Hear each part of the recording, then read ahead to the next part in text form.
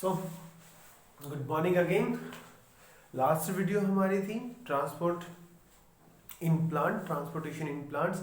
हमने दो मेथड हमने यहाँ पर पढ़े थे कि एक जो है प्लांट्स कैसे जो है अपना वाटर को और जो है फूड को जो है वाटर को कैसे एब्जॉर्ब करते हैं और जो है फूड को कैसे ट्रांसपोर्ट करते हैं, ये हमने अपनी लास्ट वीडियो में पढ़ा था। और इस वीडियो में हम करेंगे अपना टॉपिक ट्रांसपोर्ट ऑफ वाटर कि ये कैसे जो है ट्रांसपोर्ट करता है। यहाँ हम तीन चीजें पढ़ेंगे। एक जो है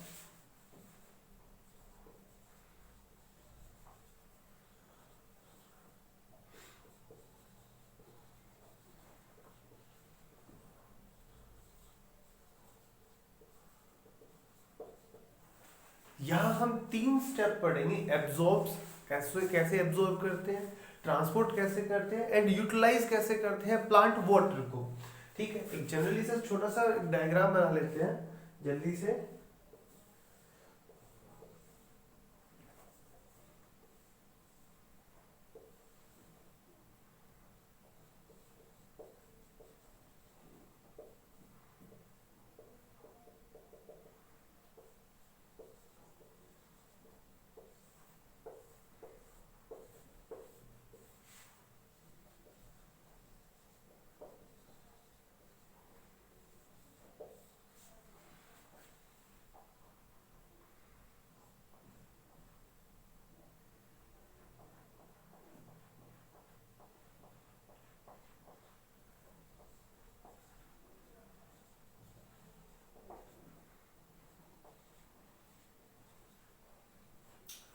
देखो, ये एक प्लांट, स्टेम, ब्रांचेस, लीफ,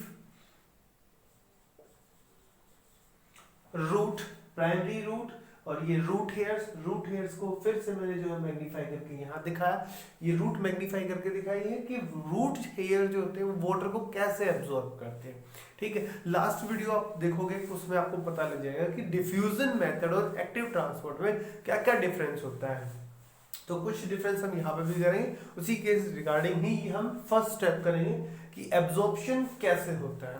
ठीक है, तो यहाँ पर ये रूट हेयर क्या करते हैं, यहाँ पर कौन सा मेथड यूटिलाइज करते हैं कि वाटर को एब्जॉर्ब कर सकते हैं। उस मेथड का नाम होता है diffusion.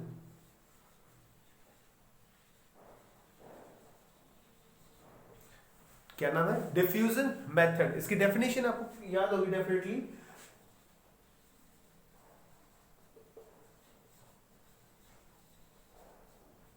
High concentration to low concentration, the movement of molecule from high concentration to low concentration। ठीक है, तो रूट हेयर्स के यहाँ से यहाँ पर आप देखोगे रूट हेयर्स में यहाँ पर वाटर की कंसंट्रेशन क्या होती है, कम होती है। और सॉइल के अंदर क्या होता है कि वाटर की कंसंट्रेशन ज्यादा होती है, इसीलिए वाटर की मूवमेंट होती है सॉइल टू रूट हेयर्स। ठीक है, अब ये वाटर जो है रूट हेयर से रूट के अंदर जाता है। ठीक है, ये देखो, उसको मैं थोड़ा सा और बड़ा करके दिखा रहा हूं। ये यहां से वाटर ड्रॉपलेट इसके थ्रू यहां से मूव करता हुआ ये आता है इधर। ये है हमारा जाइलम टिश्यू, ये है हमारा जाइलम टिश्यू, क्योंकि रूट के अंदर से लेकर लीफ तक जो है जाइलम टिश्यू होता है जो कि वाटर को ट्रांसपोर्ट करता है। ठीक है, हमारा फर्स्ट स्टेप था एब्जॉर्प्शन का। एब्जॉर्प्शन हम पढ़ चुके हैं कि डिफ्यूजन मेथड से जो है, डिफ्यूजन मेथड से वाटर सॉइल टू रूट में एंट्री करता है। और डिफ्यूजन मेथड क्या कहता है कि movement of molecule from high concentration to low concentration.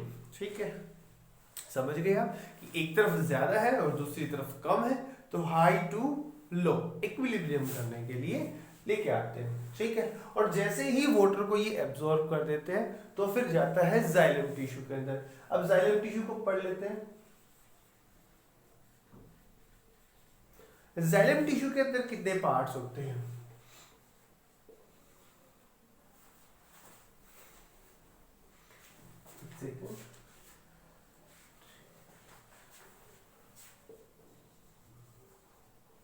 Tracheids,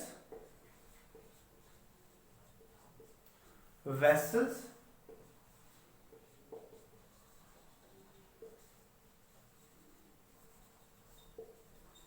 xylem parenchyma,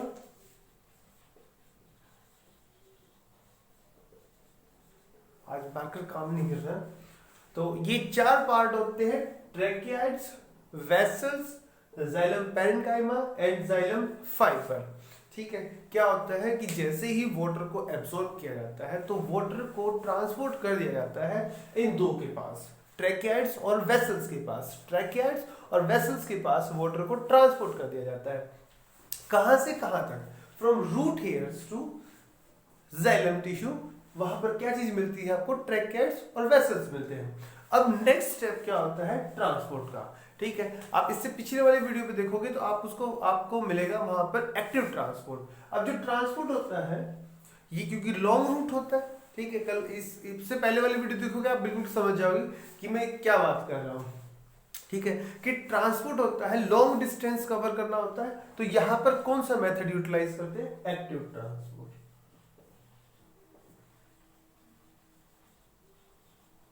ठीक है, एक्टिव ट्रांसपोर्ट मेथड को जो है यहाँ पर काम पे लाया जाता है कि आप जो है एक्टिव ट्रांसपोर्ट का यूटिलाइज करो।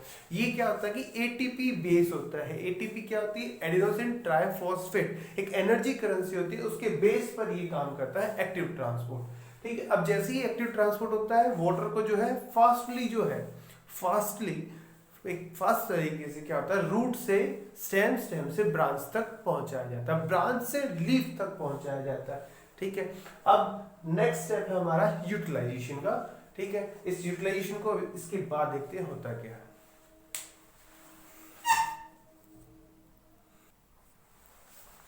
So next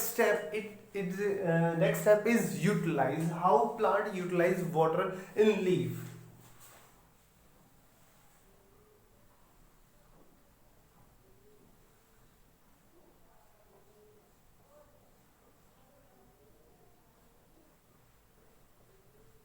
आपने लीफ को भी देखी होगी तो वो जो है ऑलमोस्ट इसी तरह से होती है, मतलब आपने देखी हो डिफरेंट टाइप की, तो मैंने जो है बनाई वो इस तरह से।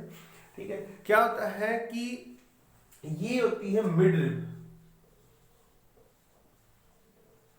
ठीक है, और ये होती है लेटरल वेन। मिड वेन कहते हैं इसको, मिड वेन और लेटरल वेन। ठीक है, ये क्या काम करती है? जो वाटर आता है उस वाटर को जो है ये लीफ तक ट्रांसपोर्ट करती है। लीफ तक का मतलब क्या होता है कि लीफ के अंदर क्या होता है? क्लोरोप्लास्ट। लीफ के अंदर क्या होता है? क्लोरोप्लास्ट होता है। ये क्लोरोप्लास्ट तक जो है वाटर को ट्रांसपोर्ट करते हैं। अब क्लोरोप्लास्ट में जाने के बाद वाटर का क्या होता है? वाटर की स्प्लिटिंग होती है। ये हम जो है पिछली वीडियो में हम कर चुके हैं, आप जो है उसमें प्लेलिस्ट में जाकर देख सकते हो कि फोटोसिंथेसिस क्या होती है और कैसे होती है। ठीक है, अब क्लोरोप्लास्ट के अंदर यहाँ पे जाते हैं और ये जो स्टेप है, ये जो थर्ड स्टेप है, ये स्टेप है जो हमारी नेक्स्ट वीडियो बनेगी उसके लिंक्स, उसका लिंक है ये, जो है यूटिलाइज कैसे करते हैं। अब यहां देखो ये यूज कैसे करते हैं इसको, जो है ये कार्बन डाइऑक्साइड CO2 एनवायरमेंट से मिल जाती है और वाटर जो कि सॉइल से आता है, यहां पर बनते हैं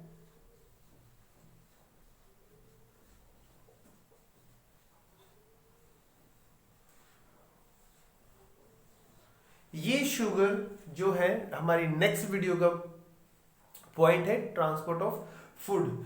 ठीक है, कि ट्रांसपोर्ट कैसे होता है फूड का, इनकी बात करते हैं। जो इस स्टेप में है ऑक्सीजन, ऑक्सीजन जो होती है ये स्टोमेटा से रिलीज कर दी जाती है और बचता क्या है? वाटर। ठीक है, जो कि एक्सेस में होता है। ये इस वाटर का क्या काम होता है? आपने कभी देखा होगा कि वो लीफ के ऊपर से या लीफ के नीचे से, जहां से भी आपने जो है ध्यान दिया हो, देखा हो कि उनके ऊपर से जो है वाटर की ड्रॉपलेट्स रिलीज होती है कई बार। ठीक है, अब जो वाटर की ड्रॉपलेट होती है वो यही वाटर होता है,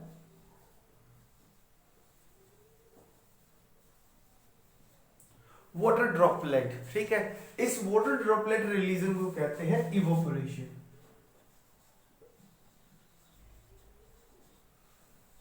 evaporation process, release of water in the form of water vapour is called evaporation. ठीक है, कि इवोपरेट करते हैं।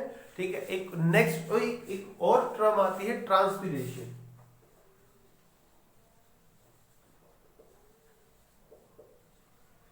ट्रांसपीरेशन क्या होता है कि ट्रांसपीरेशन का मतलब loss of water in the form of water vapours.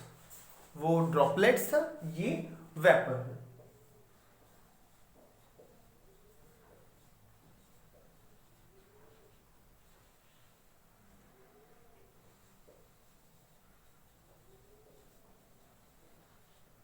Is called transpiration. ठीक है, ये यहां तक हमारा था। और हमने जो है इसके जाइलम टिश्यू के अंदर हमने पढ़े थे tracheids, vessels, xylem parenchyma, xylem fibre.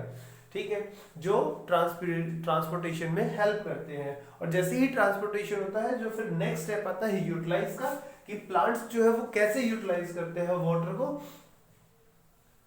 Photosynthesis process में यूटिलाइज करते हैं और यहाँ पर वाटर वेपर्स की फॉर्म में रिलीज कर देते हैं। ठीक है, अब हम जो है नेक्स्ट अब इसमें पढ़ेंगे कि ट्रांसपीरेशन की जो है बेनिफिट क्या क्या होते हैं।